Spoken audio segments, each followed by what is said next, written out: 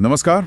आज हम एक बहुत ही हैरान करने वाली स्थिति पर बात कर रहे हैं। राजस्थान, वो राज्य जिसे हम अक्सर सूखे से, रेगिस्तान से, पानी की कमी से जोड़ते हैं, लेकिन इस वक्त वहाँ भारी बारिश और भयानक बाढ़ आई हुई है। और हाँ, जमीन पर बचाव के काम कैसे चल रहे हैं, हम ये भी देखेंगे कि कैसे भाई खेत की खेत झरने बन गए, बड़े बड़े हाईवेज दरिया में तब्दील हो गए और लोग कैसे इस मुश्किल हालात का सामना कर रहे हैं। तो चलिए इस स्थिति को परत दर परत समझने की कोशिश करते हैं। शुरुआत करते हैं सवाई माधोपुर से। ये इन खबरों में सेंटर में दिख रहा है। तस्वीरें जो आ रही हैं वो वाकई चौंकाने वाली हैं। इतनी बारिश हुई है कि शहर का एक बड़ा हिस्सा पानी में डूबा हुआ लगता है। एक जड़ावता गांव का खास तौर पे जिक्र है। वहां कभी अमरूदों के कहते ना लहला के खेत हुआ करते थे, लेकिन पानी का कटाव इतना तेज था, मिट्टी इतनी कटी कि वो जगह अब झरने जैसी दिख रही है। स्रोत में तो खैर उसकी तुलना नायग्रा फॉल से की गई है, वो शायद थोड़ी अतिशयोक्ति हो, लेकिन यह अंदाजा तो देता है कि पानी की ताकत कितनी ज्यादा है। जी बिल्कुल, ये जो भू परिवर्तन है, मतलब जमीन के रूप में इतना बड़ा बदलाव, ये बहुत चिंता की बात है। देखिए, जब अचानक बहुत ज्यादा बारिश होती है और खासकर उन इलाकों में जहां मिट्टी थोड़ी ढीली हो, रेतीली हो, तो मिट्टी का कटाव बहुत तेजी से होता है। ये सिर्फ देखने में कोई नाटकीय दृश्य नहीं है, असल में ये उपजाऊ कृषि भूमि का सीधा सीधा विनाश है।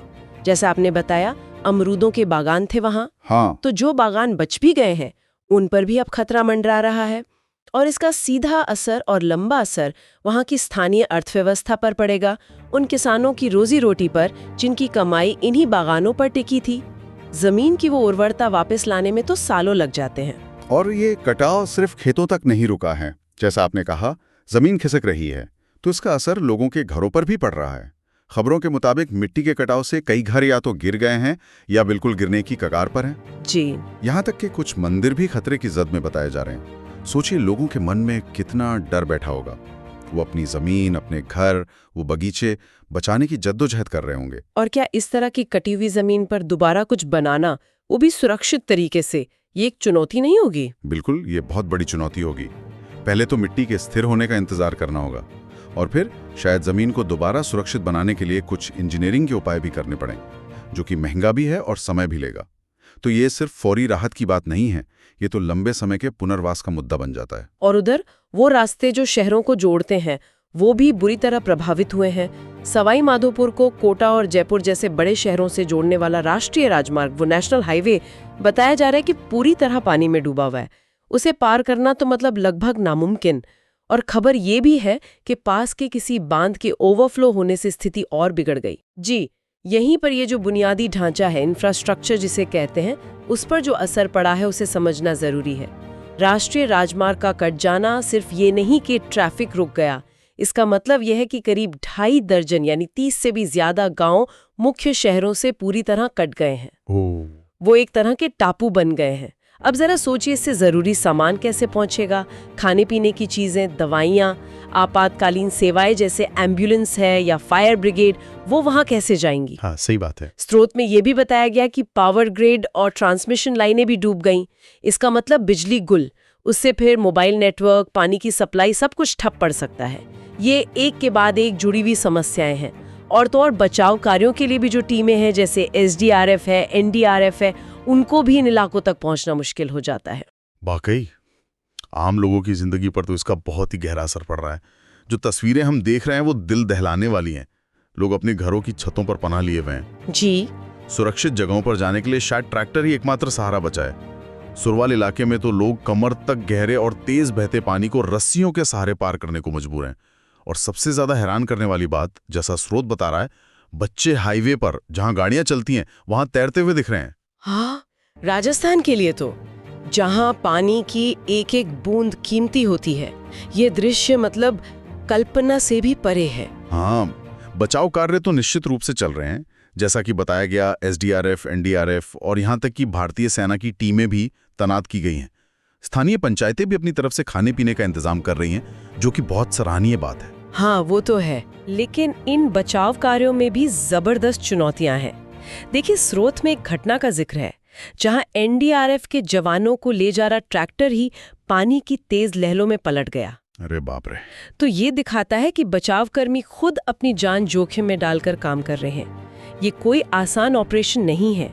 हालांकि खबर यह है कि पानी थोड़ा कम हुआ है, लेकिन प्रशासन ने अभी भी ऑरेंज अलर्ट जारी रखा हुआ है। अच्छा, तो इसे हल्के में बिल्कुल नहीं लेना चाहिए। ऑरेंज अलर्ट का मतलब है कि खतरा अभी भी बना हुआ है, स्थिति गंभीर हो सकती है और लोगों को बहुत सतर्क रहने की जरूरत है। प्रशासन भी पूरी तरह तैयार है। और ये तबाही सिर्फ सवाई माधोपुर तक ही सीमित नहीं थी। बूंदी जिले से भी ऐसी परेशान करने वाली खबरें और तस्वीरें सामने आईं। वहां भी कई इलाके पानी में डूबे हुए हैं, सड़कें बुरी तरह टूट गई हैं। बूंदी से एक घटना का खास तौर पर जिक्र है, जो लापरवाही के खतरों को दिखाती है। कमलेश नाम के एक बाइक सवार थे। लोगों ने उन्हें तेज बहाव वाले रास्ते पर जाने से रोका। उन्हें बताया भी गया कि भाई पहले ही 2 गाड़ियां वहां बह चुकी हैं। लेकिन वो नहीं माने और बस कुछ ही सेकंड में पानी का तेज बहाव उन्हें बाइक समेत बहा ले गया। खैर, किस्मत अच्छी थी कि जिन लोगों ने रोका था उन्होंने ही दौड़कर उन्हें बचा लिया।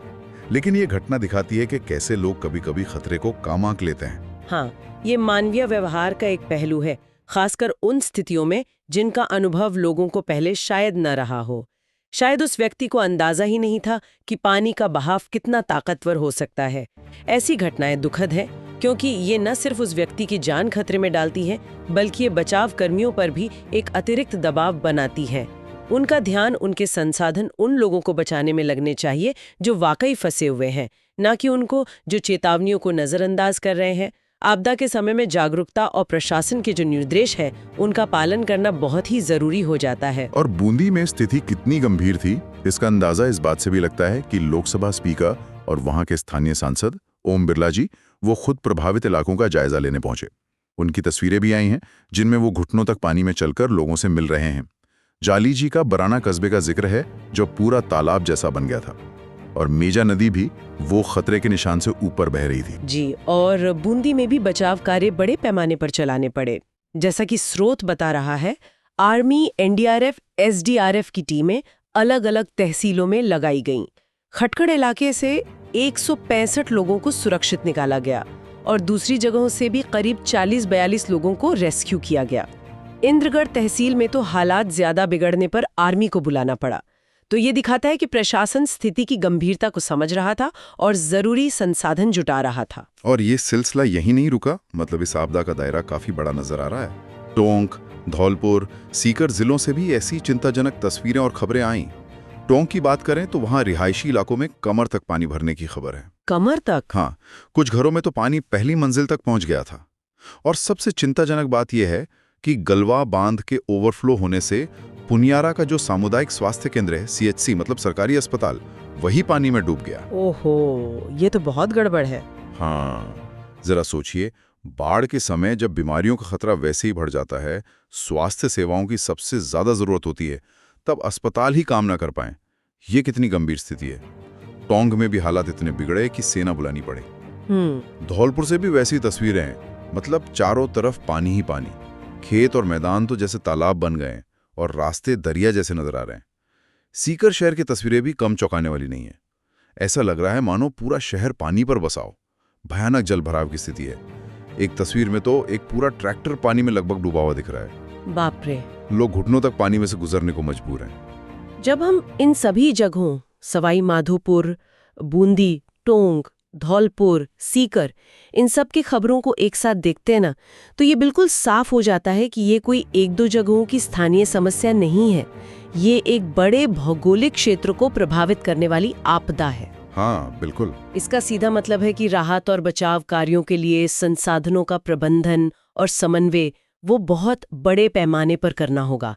ये सिर्फ नावों और बचाव दलों को भेजने की बात नहीं है, ये सप्लाई लाइंस को मैनेज करने की बात है, शेल्टर बनाने की, मेडिकल सहायता पहुंचाने की और बाद में पुनर्वास की योजना बनाने की भी बात है। और अगर हम इसे थोड़ा बड़े परिप्रेक्ष्य से देखें तो ये सवाल उठता है कि क्या इन इलाकों का जो ड्रेनेज सिस्टम है, पानी की निकासी की व्यवस्था, क्या वो इतनी भारी बारिश के लिए तैयार थी?